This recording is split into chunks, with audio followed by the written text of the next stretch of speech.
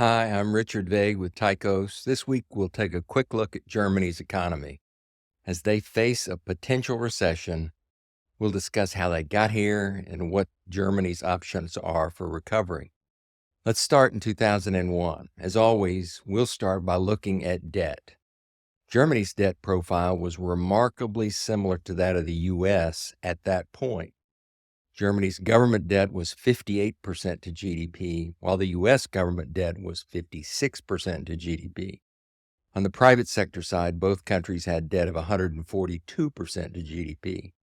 Since that time, however, U.S. government debt has grown to 125% of GDP, and private debt has grown to 160% of GDP, while in Germany, government debt has stayed fairly flat at 65% of GDP, and private debt has declined, believe it or not, to 124% of GDP. What accounts for that extraordinary difference?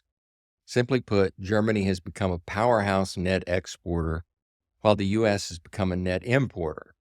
As a net exporter, Germany has grown without over-reliance on debt growth. As a net importer, debt in the U.S. has skyrocketed.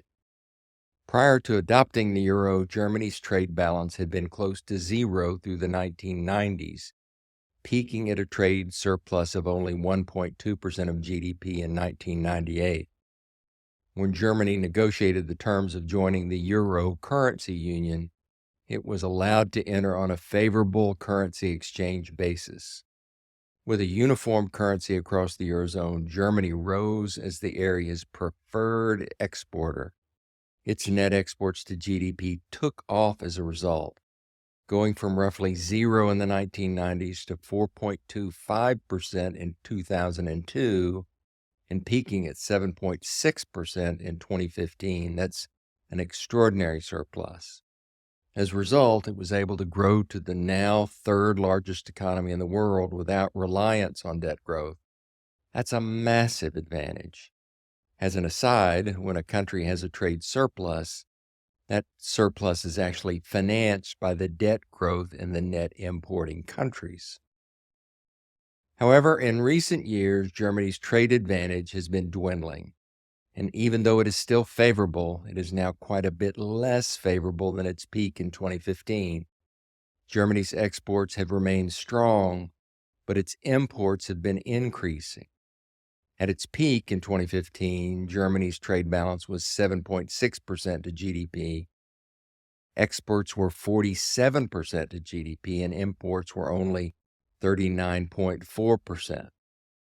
By year-end 2023, imports grew to 43%, while exports remained at 47.1%, resulting in a trade balance of a lesser number, 4.2%. This was the result of rising energy prices globally, as well as the need for high-cost raw materials and advanced technological components, particularly from China. Germany's vulnerability was especially evident in 2022, when imports grew by the equivalent of 7% of its GDP, lowering its trade balance from 5.4% to a two-decade low of 2%.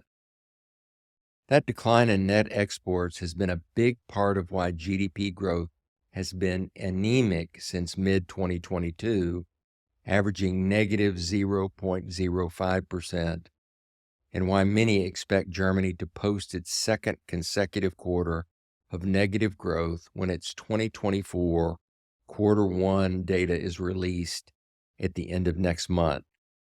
If it has two negative quarters consecutively, that's the technical definition of a recession.